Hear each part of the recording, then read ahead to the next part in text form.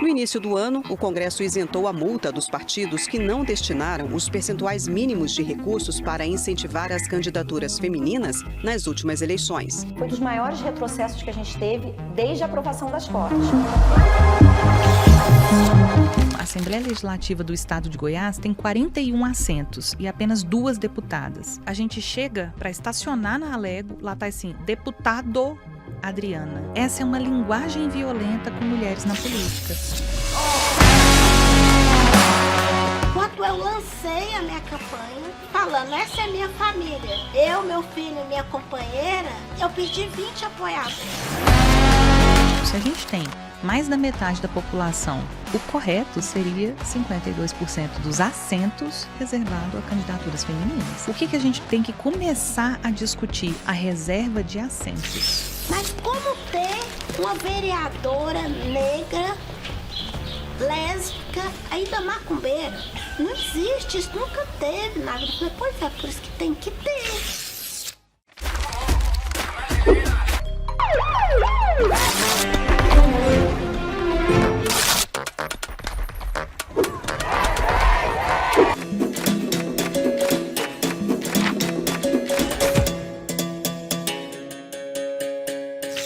Seja muito bem-vindo ao primeiro episódio da primeira temporada do Política no Plural, que vai falar muito sobre políticas públicas e o papel que nós, da sociedade, temos como agentes de transformação. Videocast, podcast, uma produção da Like U Comunicação, com apoio da Rádio Bandeirantes Goiânia, fechada com você, fechada com a verdade. Aproveite a nossa estreia, espero que você goste e sempre pluralize. Começando mais um Política no Plural, e hoje a gente está acompanhado de uma pessoa que a gente sabe que poderia ficar pelo menos 2 horas aqui conversando, porque o tema é muito importante e a nossa convidada também. Estou falando de Nara Bueno e Lopes, que é mestre em Direitos Humanos. Ela é também especialista em Direito Eleitoral pela Universidade Federal de Goiás. É uma entusiasta das mulheres em lugares de poder e é uma feminista por natureza. Seja bem-vinda, Nara. Tudo bom? Tudo bom, Theo? Tudo bem? Eu pergunto também para a nossa audiência agora. E é uma honra enorme estar aqui podendo dialogar de um tema tão importante e necessário com vocês. Mulheres no poder. Infelizmente não são muitas, se a gente considerar que o poder é o poder legislativo, o poder executivo e o poder judiciário. Temos uma governadora apenas no Brasil inteiro, né? Temos, acho que 15% lá do Congresso Nacional formado por mulheres, me corrija se eu estiver errado. É pouquíssima gente, mas é um movimento que está crescendo. Por que é tão importante que cresça, Nara? Fica à vontade. Olha, eu vou partir de um pressuposto muito básico e que às vezes a gente esquece do óbvio. É porque democracia representativa, para ela ser aprofundada, saudável, ela tem que ter uma correlação direta entre as pessoas que existem e as pessoas que decidem. Numa democracia representativa, o que a gente vê? As mulheres hoje no Brasil, demograficamente falando, são mais de 52% da população. Mais 15% ou até menos de encargos eletivos ou cargos de decisão. Então, algo errado não está certo. Se a gente tem uma população enorme, quer dizer, uma maioria demográfica, mas que elas resultem em uma minoria política, essa democracia não está saudável. Então, a gente precisa de mais mulheres no poder e mais minorias políticas no poder para que essa democracia seja saudável.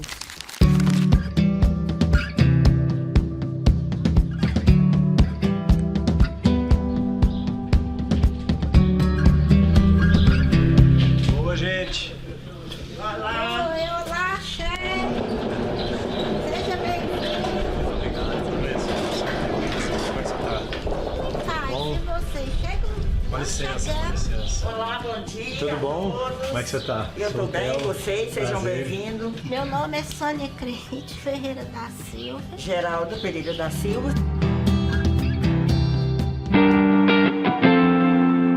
Sou mãe, sou umbandista, fui candidata a vereadora, fiquei como terceira suplente e sou ativista do movimento de mulheres negras. Sou fundadora, né, e hoje estou coordenadora do grupo. Fomos 8 mulheres que fundamos. Aqui é a casa do Geraldo. E a Geralda emprestou um cantinho Cedemos um Cantinho cômodo aqui. para funcionar, aqui. Uma aluna. uma alunga.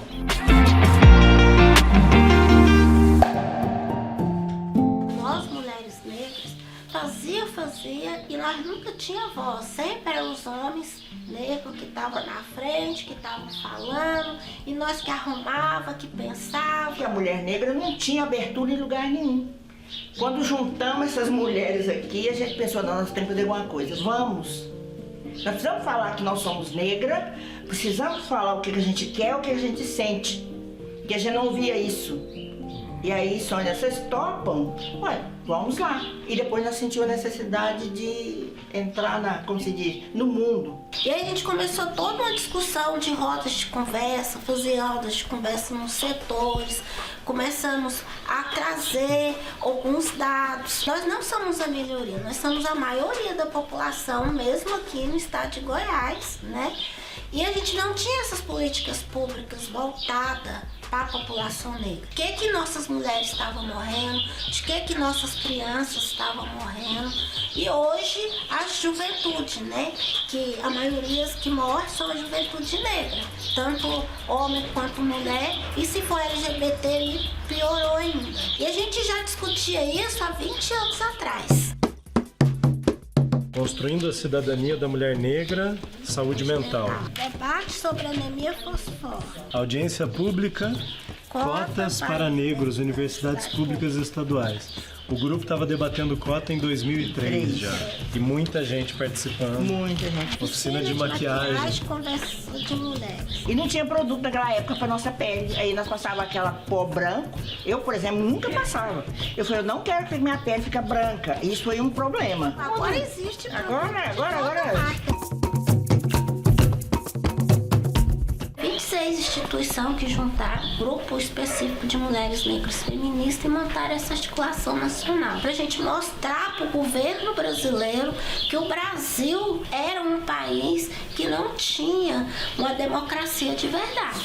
Ô Nara, como isso aconteceu com a gente? Por que a gente está nesse cenário tão desigual, em pleno século XXI?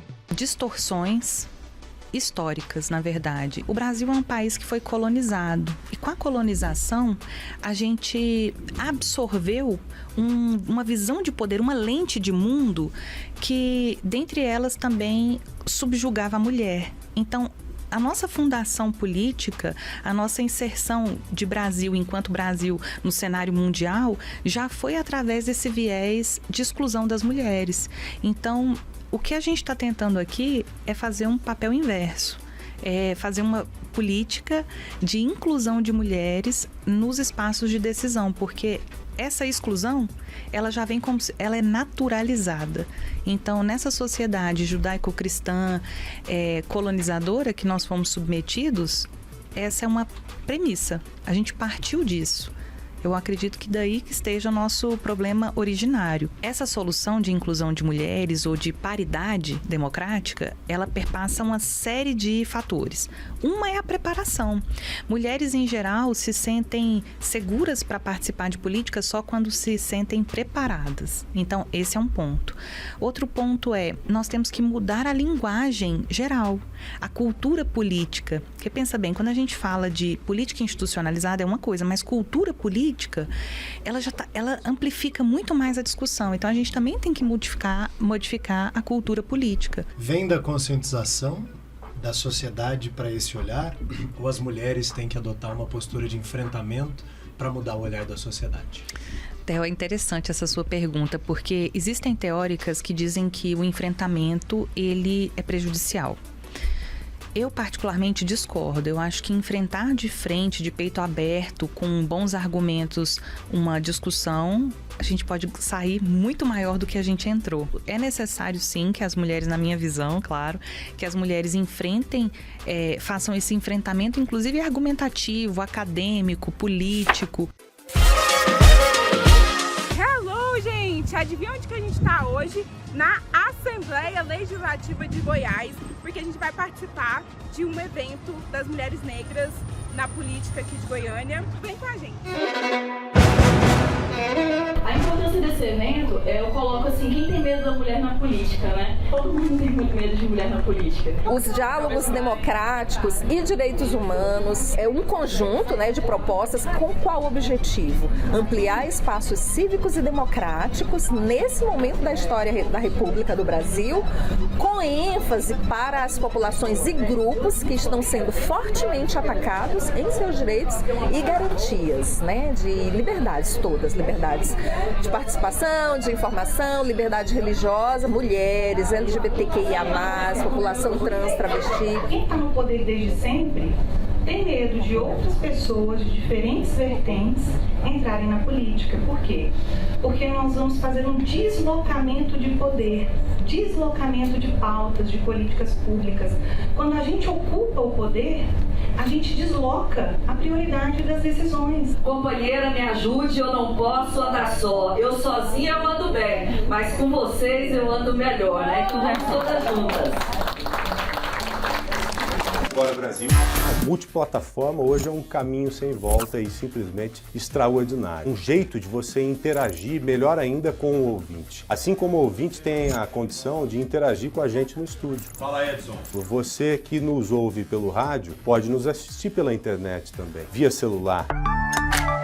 Aqui na Rádio Bandeirantes.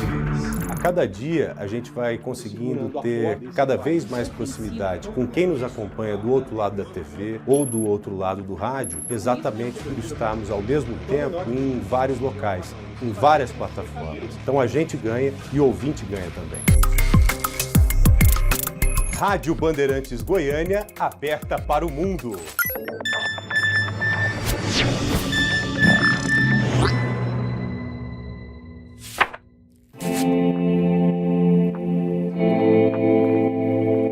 Foram 27 anos de reuniões, de encontros comunitários e de muito debate acerca da participação da mulher e da mulher negra nos mais diversos desafios da sociedade. Até que as coordenadoras do grupo, a Geralda, a Sônia e outras 11 mulheres aqui do Grupo Malunga perceberam que era necessário dar um passo à frente para que essas discussões chegassem mais perto do poder, da política e dos políticos.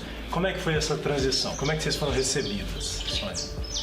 Não fomos bem recebidas, não. Uma porque já é difícil a mulher branca entrar na política, imagina uma mulher preta. Eu deveria ficar no Malunga. As pessoas já acostumadas a me chamar a Soninha do Malunga. Não a Soninha candidata, pré-candidata. Incomodou, né? E é algo que ainda incomoda. Muitas pessoas que conviviam comigo e o racismo dele era escondido, veio à tona. Né? E veio à tona, assim, bem chocante mesmo de falar, olha, eu deixei de te apoiar por causa disso. Por eu ter uma companheira, que as pessoas, ai, poxa, Sônia, você não precisava expor desse tipo, você não podia ter falado isso, não grava de branco, tira o ojá, alisa o cabelo. Eu tive toda essa coisa durante a campanha. E aí a Maiane entrou em contato com as meninas da Goiânia Urna. Elas se definem como uma comunidade que ocupa e esclarece a política. Desde 2018, o Goianas na Urna vem preparando mulheres para se apropriar desse espaço. É um grupo que atua para desfazer um falso estigma. Tem uma falácia de que mulher não tem interesse na política. Mas quando a gente olha para as evidências do TSE, a gente vê que a base de filiados do partido é praticamente 50-50. Elas quiseram me conhecer, estava na época que elas estavam selecionando as mulheres, aí me selecionou para enfrentar de tete a tete com os homens, porque a gente tem toda a sabedoria, mas essas questões a gente não tinha, como lidar com financiamento, como lidar com a negociação dentro do partido. Elas, às vezes, querem entrar na política, querem fazer alguma coisa, querem trabalhar mais de perto, ou assumir mesmo o bastão, mas elas não estão preparadas mentalmente. E quando vê outras mulheres, e quando vê esse movimento da Goiânia nas Urnas, isso foi muito importante. E aí a gente conseguiu pôr a pauta que a gente trazia nesses anos todos do Malunga, a gente começou a falar, né? E aí começou a ter a adesão das pessoas. Eu sou suspeita para falar das Goianas na Urna porque, na verdade, eu acredito que seja um projeto transformador. É inédito em Goiás, então é a primeira iniciativa suprapartidária e a intenção é preparar a formação política dessa mulher. Resultado, nós tivemos na nossa primeira edição mais de 16 mil votos alcançados e nós elegemos 5 mulheres. Essas 5 mulheres... 12 suplentes, é isso? Tá certa a informação? Tá certa a informação. 12 suplentes. Isso. Para a Câmara dos Vereadores. De todo Goiás. De todo o estado. De todo o estado de Goiás. Inclusive a primeira vereadora negra da cidade de Goiás, que é nossa antiga capital, uma cidade antiquíssima, a cidade mais antiga de Goiás. E é revolucionário. Eu acredito que essa é uma iniciativa de muito impacto, de transformação realmente. Hoje temos 2 companheiras do Malunga que são candidatas. São de partido diferente? Ótimo. Tem que ter elas lá. E a gente também trabalha com as mulheres brancas. Porque se nós não tiver uma companheira branca para defender a nossa causa, é muito pouco. Precisamos de todas as mulheres, de todos os níveis. A política tradicional não acolhe, né, esses segmentos, né? Não é segmento, são pessoas. Existe uma meta? Tipo, gente, até 2030 a gente quer ter 40% do legislativo goiano. Vocês falam sobre isso? Ou tá cedo para isso? Me conta. Nós temos conversas informais, então não institucionais sobre isso, e eu particularmente sou defensora de uma meta, que é nós termos todo um parlamento de mulheres. Então, a gente naturaliza homens tomando decisões. Então, o meu objetivo é que a gente naturalize mulheres também ao ponto de você chegar em um evento, num tribunal, em um espaço público, em uma assembleia, em uma câmara, em um senado, em uma presidência, e ver todas as mulheres, isso não ser um estranhamento. Tipo, meu Deus, onde eu estou? Não, isso ser natural. Na prática, o que isso vai gerar de impacto em termos de leis, a construção do pensamento, a construção da sociedade, a visão de mundo do nosso país? Qual que é o impacto de maior representatividade das mulheres? Theo, sociedades mais justas. Então, como mais justas? Vou explicar. Nós temos estudos que são sociedades, países em que a paridade ela já está alcançada ou está próxima a alcançar, tem maiores índices de IDH, índices de desenvolvimento humano. Mas por quê? A gente tem que se perguntar. Porque numa democracia representativa, em tese, um homem pode representar uma mulher e vice-versa. O X é que no Brasil, por conta desse histórico construído, a gente só tem um grupo identitário no poder desde sempre, que são homens brancos ricos de meia idade. Esses homens brancos ricos de meia idade, eles não conseguem atender em políticas públicas outros grupos, principalmente os grupos minoritários.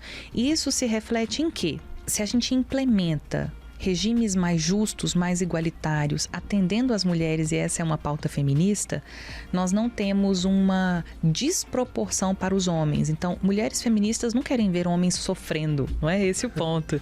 Então, nós não vamos subjugar os homens, não é essa a intenção. A intenção é fazer uma sociedade mais justa. Dá uma olhadinha aqui na nossa logo. Já ouviu falar do Lambi Lambi? Ai, muito, sou fã. Que é aquela coisa da gente, pra quem não sabe, o Lambi Lambi é você colocar ali um cartaz e passar aquela cola em cima, e aí vem outro cartaz em cima e você vai construindo aquela arte urbana, e tem uma analogia com a construção de novos pensamentos e tal. E aí a gente faz a seguinte provocação no final: se você pudesse espalhar no Brasil inteiro um Lambi Lambi com uma mensagem sobre este assunto, Nara, o que você espalharia por aí? Eu espalharia: sejamos todos feministas e vote em mulheres. Vote em mulheres. A gente só vai fazer essa transformação se a gente votar em mulheres. Obrigado por estar aqui com a gente, viu? Foi sensacional. Eu fico à disposição sempre. Foi um prazer conhecer você. E você que está aqui com a gente, claro, compartilhe, manda mensagem, pode falar com a Nara, fique à vontade, ela tá louca para transmitir todas essas ideias feministas para nos ensinar. Então, entre em contato com a Nara, tô deixando aqui todas as redes sociais da Nara para você acompanhar. Converse com ela, acompanhe o trabalho, porque realmente é uma verdadeira aula. A gente se vê no próximo Política no Plural. Até lá. Até lá, um beijo grande. Como é que é um Brasil com mais mulheres no poder? Como é que vai ser? Nossa, eu imagino muito, há muito tempo, e eu acho que vai ser diferente. Vai ser, assim, importar mais com a mulher, porque é a gente que sente na pele. Então, acho que é isso. É um Brasil que vai se importar mais. A verdadeira democracia só vai acontecer quando a gente tiver mais mulheres. E as mulheres não querem sentar na mesa ou na cadeira para mandar nos homens, não é isso. A gente quer construir junto, porque aí sim a gente vai ter essa democracia que tanto o povo fala.